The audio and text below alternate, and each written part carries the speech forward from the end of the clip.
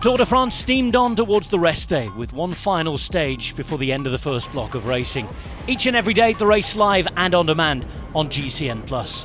Pogačar, Vingegaard, Van der Poel and the rest have been protagonists, and it was an emotional start for the latter, Mathieu van der Poel's grandfather Raymond Puy de Dôme having been resident in the town where the stage started, Saint-Léonard-de-Noblat, before his death.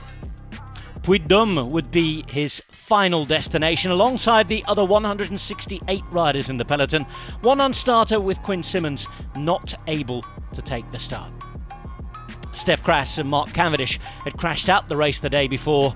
Stage 9 was going to be a huge test, a first visit to this mighty mountain for the first time in 35 years.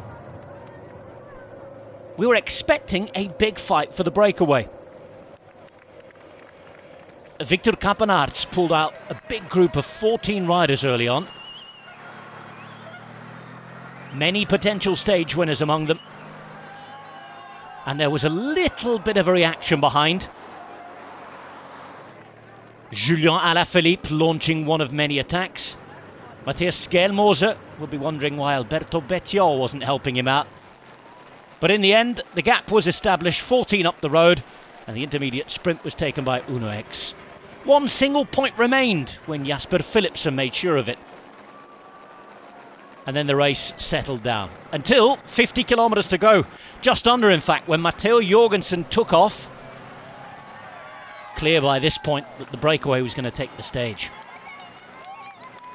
The gap grew to over 14 minutes. Jorgensen having 25 to half a minute. And those chasing him having problems, including David de la Cruz. Clément Berthet had been impressive. Michael Woods was in there, as was Nielsen Paulus and Matej Mohoric. But it was on to the start of the climb that Jorgensen, the American's advantage, looked good. The worst of the climb, the last 5 kilometres. Behind, it was all about the GC group. Coming to the bottom of the climb, just under a quarter of an hour down, we were going to have 2 races.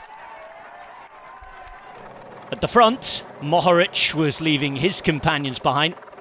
Bourgodeau then passed by Woods. And Woods was closing in amazingly on the front of the race. Jorgensen's fantastic advantage disappearing. And Woods putting on the pressure. Only taking the lead in the final 400 metres. But by this point it was clear that the Canadian was going to pick up a first ever Tour de France stage win. Celebrating over the top of the mighty mountain. And Puy de Dôme, with all the legendary names, the likes of Coppi Gimondi, the fight between Anquetil and Poulidor, now had a new winner. Second place going to La Tour. Third, as Jorgensen was pipped on the line to Matej Mohoric. A fantastic fight from the breakaway, and we were going to have another 2 from the GC group. Hindley already distanced by this point. Pogačar attacking, Simon Yates, Carlos Rodriguez, Pidcock looking good. And Jonas Vingegaard under pressure. Seconds were starting to eke out, and Pogačar continuing to claw his way back at the GC. 300 metres to go, and the gap was still opening. Pogačar on the pedals yet again and forcing as much as he could on the 14% gradients. He was across the line, the clock started, and it was a handful of seconds. 8 seconds, in fact, as Vingegaard crossed the line, changing slightly the GC picture going into the rest day. Pidcock was strong, Simon Yates too. Rodriguez with another solid performance. Adam Yates finishing just in front of Jai Hindley. Hindley conserving his 3rd place. GC lead to 17. Michael Woods celebrating. Israel Premier Tech winning the stage. Woods, Latour, Mohoric, Jorgensen, Berthet in the top 5 with Paulos, Lutsenko, Gregor, Bourgodeau and De La Cruz, with the GC story also changing slightly.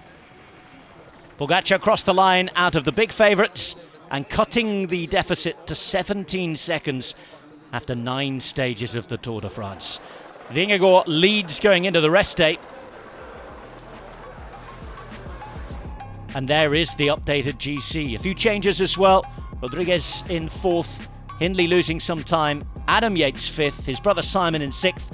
Pidcock moving up to 7th. Gaudu 8th. Kusnau in 9th, and Romain Bardet dropping 2 places to 10th. It's in Bardet's home region where the race continues on Tuesday. Stage 10, a real tough one with an uphill start. 167.2 kilometres, finishing in Izoard, and loads of climbing to be done. It has breakaway written all over it. But the GC riders will have to be attentive to make sure nobody dangerous slips away. As always, you can follow the Tour de France, the biggest race in the world, live and on demand on the home of cycling on GCN+. Enjoy your rest day.